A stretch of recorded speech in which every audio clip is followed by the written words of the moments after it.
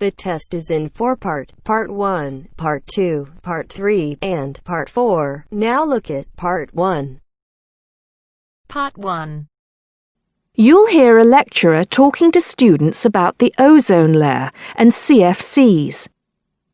First, you have some time to look at questions 1 to 7.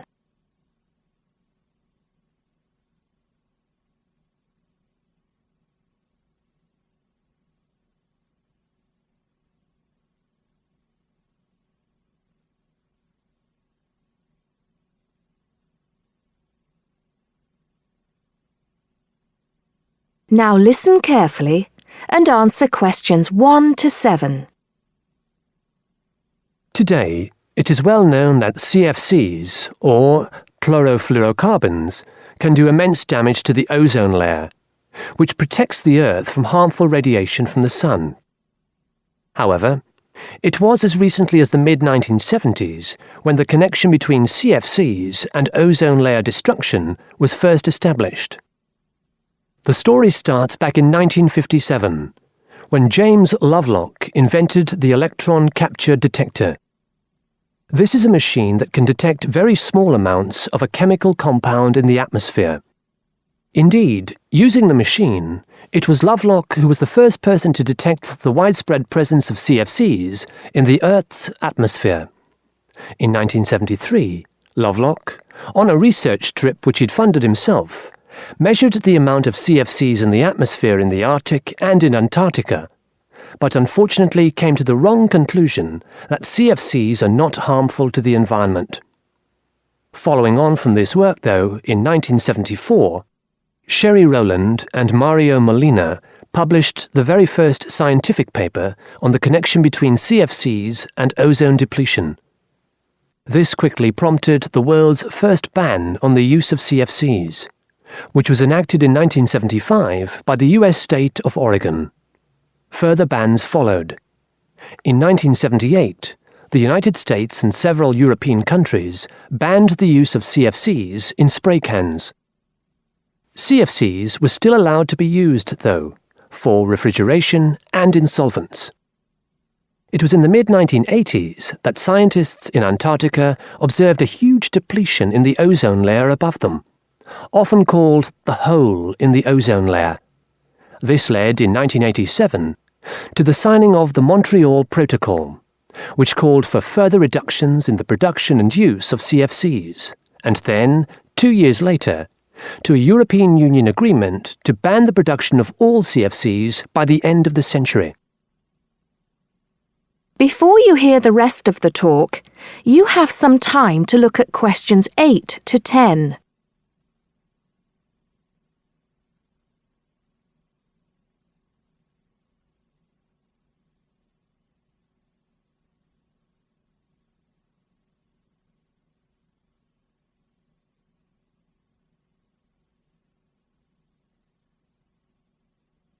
Now listen and answer questions 8 to 10.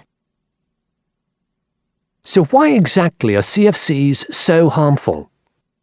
One of the reasons CFCs were so popular in the production of solvents and refrigeration coolants is that they are unreactive. That is, they don't react easily or at all with other chemical compounds. It's this property, however, that also makes them dangerous. Because they are unreactive, it's very difficult for them to be broken down.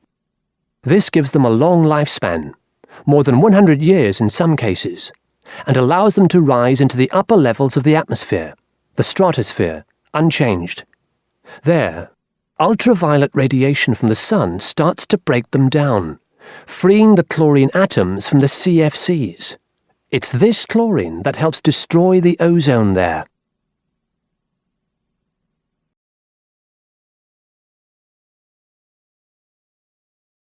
That is the end of Part 1. You now have half a minute to check your answers.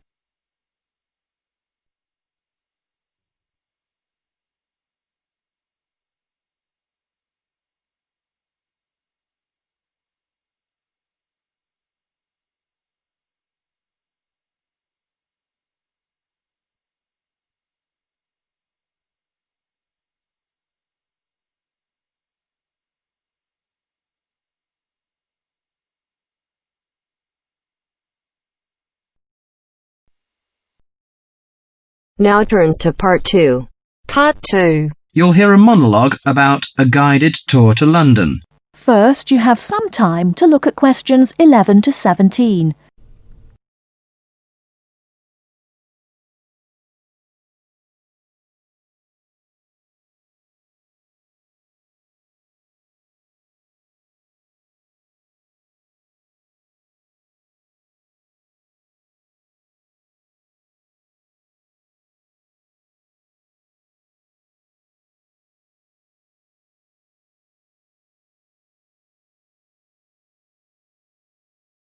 Now, listen carefully and answer questions 11 to 17. Hello, can I just have your attention for a minute? Thank you. My name is Mary Golding. Some of you may recognize me. I used to be a lecturer here at the college, but I changed jobs last year and now I work as the student officer. Okay, well, I'm in today to tell you about a guided tour that we've got going to, London. Well, this will be a good chance for those of you who haven't been to London before to have a look at this beautiful city. I think those of you who come will thoroughly enjoy it. The trip is going to be for 5 days, from the 31st of March, which is a Saturday, to the 4th of April, the following Wednesday. We'll be taking a medium-sized coach, so there'll be 45 places on that. Last time it was a minibus with only 16 places, which proved insufficient for students' needs. According to the London Development Agency, London has over 200 museums, 500 cinema screens, 108 music halls, and 5 symphony orchestras. Needless to say, we can't see it all in one day. Here are some major sites we are going to tackle on the first visit to London. On the first day we're in London, we'll be going on a boat trip up the River Thames and up the London Eye. The Eye is a giant modern Ferris wheel which stands on the south of the river, across from the Houses of Parliament. The boat cruise is included in the cost of the trip, so you won't need to worry about spending extra money. But you have to pay to ride the Eye to gaze out over the vast city. After that, we'll visit the Houses of Parliament. The Houses of Parliament, also known as Westminster Palace, was designed in the Gothic style. One of London's famous landmarks, Big Ben, the clock tower named for its 13-ton bell, is also found here. You can have a free visit up there. I think you all know Westminster Abbey, one of the most visited Christian churches in the world. There is no admission charge for this, but there are lots of souvenir shops around, so you might need some money for those. On the second day, we'll be going to the British Museum. The oldest museum in the world is also the most visited site in London. You have to pay to get in there, but it's not expensive. Before you hear the rest of the talk, you have some time to look at questions 18 to 20.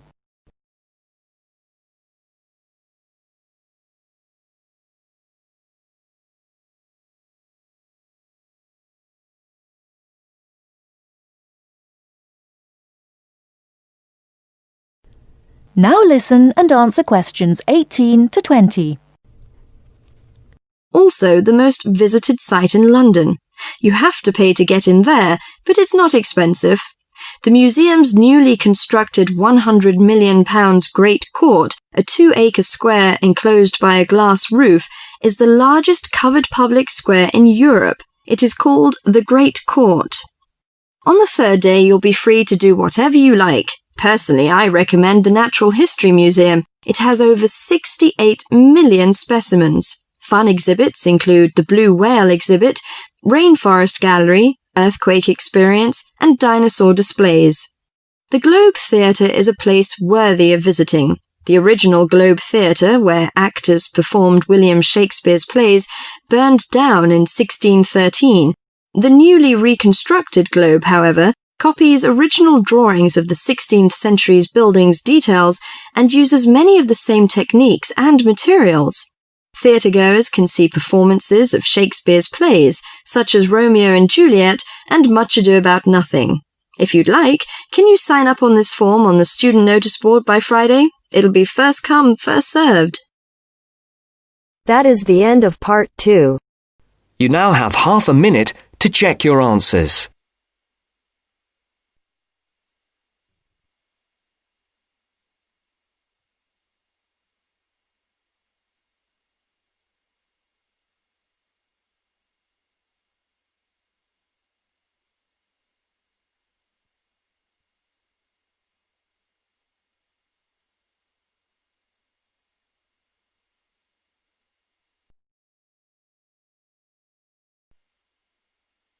Now turns to Part 3. Part 3. You'll hear an introduction about canoeing. First, you have some time to look at questions 21 to 24.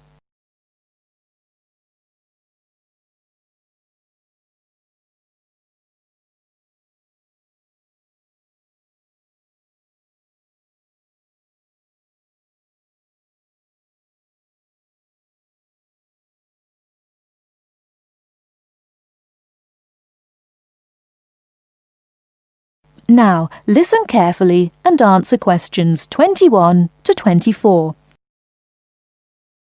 Have you imagined paddling around on a river in a small boat? Canoes, which are narrow boats and usually hold 1 or 2 people at the most, are particularly well known for being unstable and turning over in the water. But more and more people enjoy this dangerous sport. Today, Cynthia Bocci, an adult education teacher and an addict of canoeing as well, will share her experience of canoeing with us. Cynthia, when did you begin this sport? Well, I started it 6 or 7 years ago, and soon I got attracted by the exercise. I have to admit that it brings me great fun. It's become part of my life. So, could you describe how you do it? At first, I think you need some like-minded friends. The friends who share the same interest with you. It's no fun at all if you canoe alone. Usually, we assemble in a parking shelter near the Island Lake Recreation Area. We pull our canoes from inside the vans, lift them from atop the cars and trucks, and attach wheels to help transport them to the shores of the lake beside the boat dock. What equipment do you need for the sport? Well, first and foremost, a canoe, of course. The price ranges from £300 to £700, depending on the material they're made from.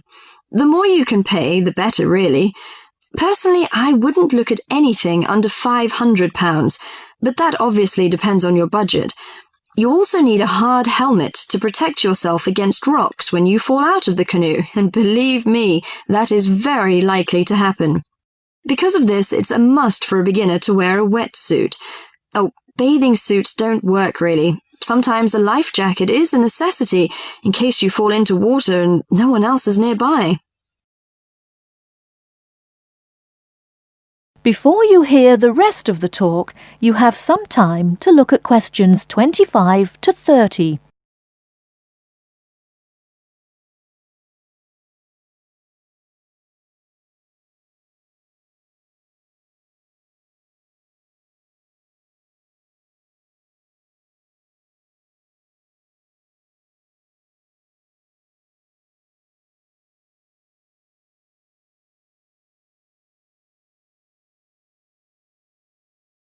Now listen and answer questions 25 to 30.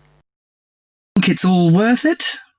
Absolutely. I just love it. It's exciting, exhilarating, yet it's peaceful and it's calm. You can work as hard as you want to, or you can take it easy. In addition to having fun, canoeing offers a workout without realizing you're working out. Besides being a great exercise, which is good to heart and lungs, you gain strength and mobility. You build strength not only by paddling, but also from lifting and carrying your canoes.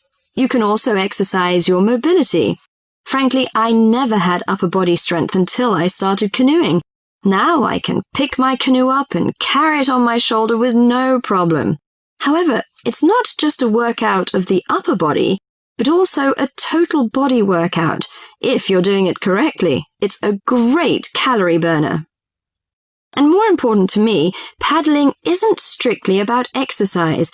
It's as much about the peace and relaxation that comes from being out on the water. I saw it described on a brochure as liquid medicine for the soul, and that is so accurate. It allows you to take a mental break from your ordinary routine. It's a lot of fun and you meet a lot of great people. We connect on the waterways by responding to email invitations, posting on websites and club announcements. Also, it's a great way to get an up-close view of nature. You can sneak up on wildlife. I've been right next to ducks, deer and all kinds of birds.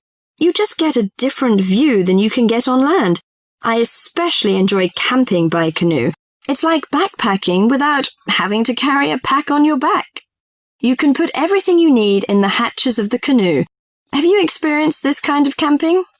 Well, whatever you say about this sport, it's never dull. I think on one level it's a serious activity and you can become a real champion, but it's a small group who take it that far. But for most, it's a fantastic sport for anyone who likes adventure. That is the end of part 3. You now have half a minute to check your answers.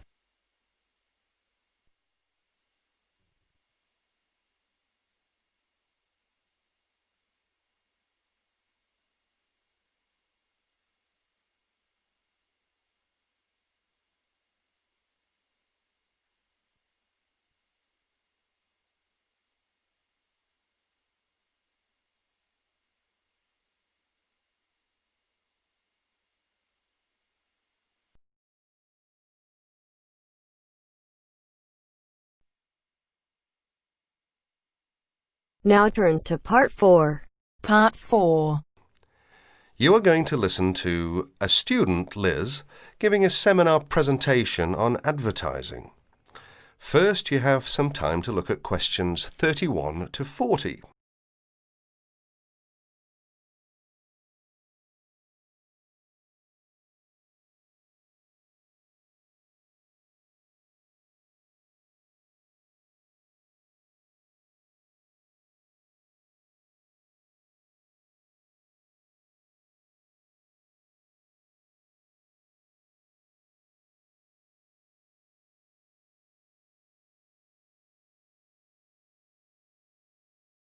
Listen to the talk and answer questions 31 to 40.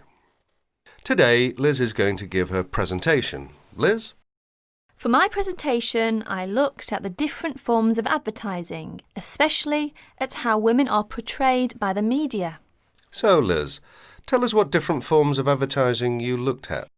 As you can see from the outline on the screen, I looked at a wide variety of different medias, including billboards, television ads, newspapers and, of course, the internet.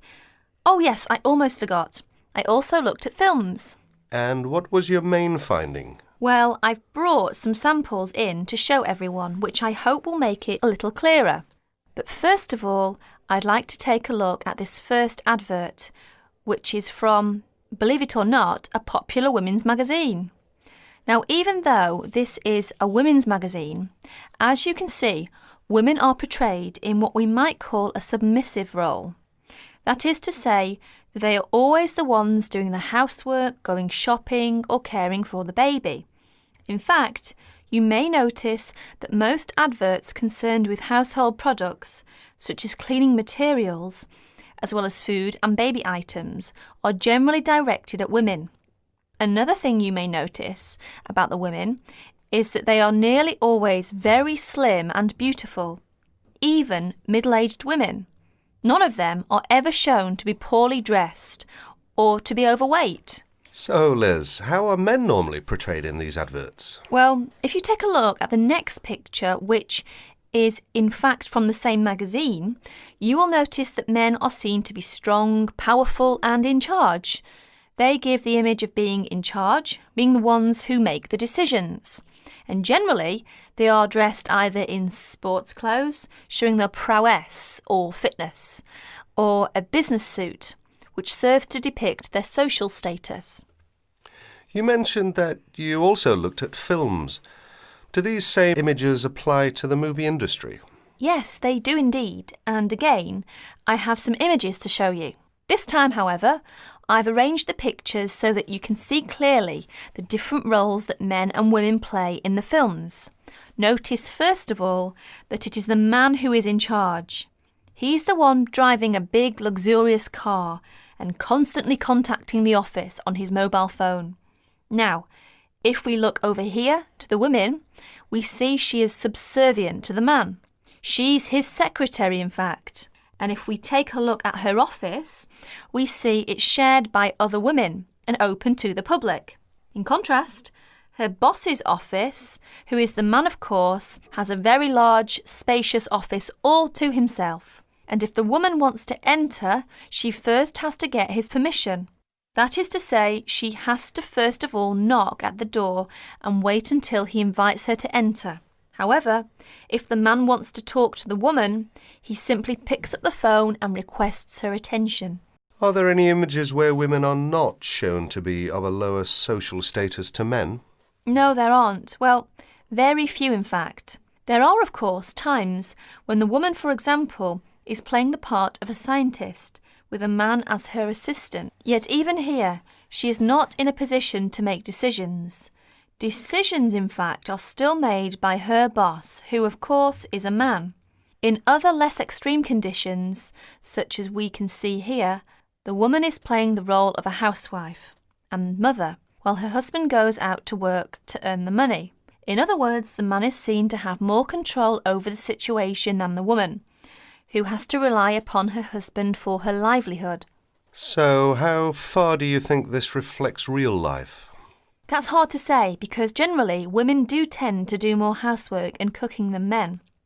It is generally accepted that women are better able to care for children.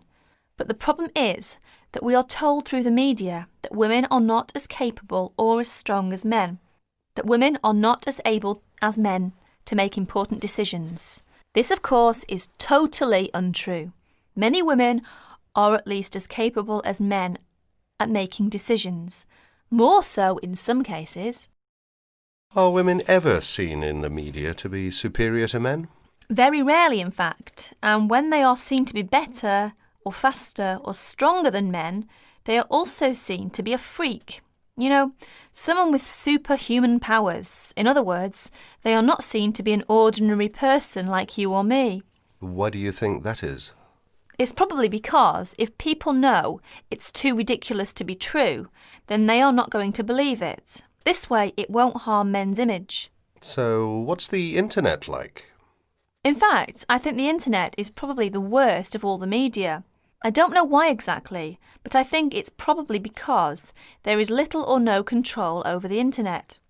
Instead, the internet is seen as a type of no man's land, if you like.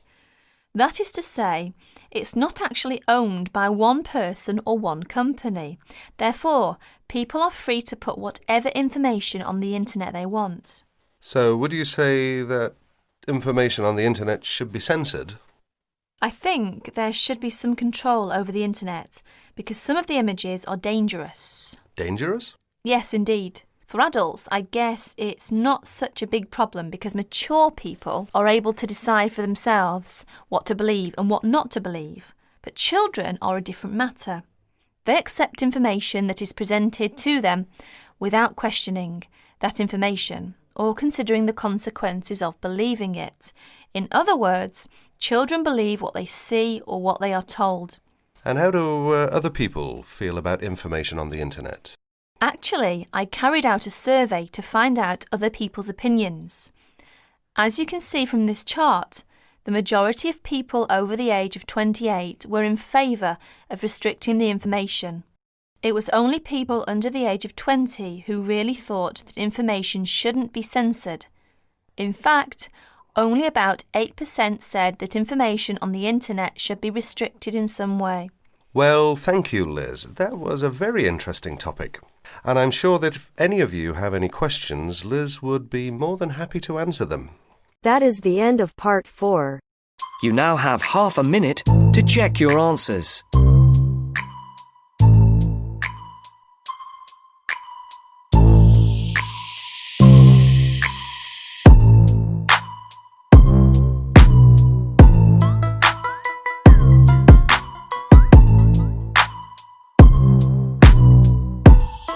That is the end of the test. You now have 10 minutes to transfer your answers to your Ielts listening answer sheet.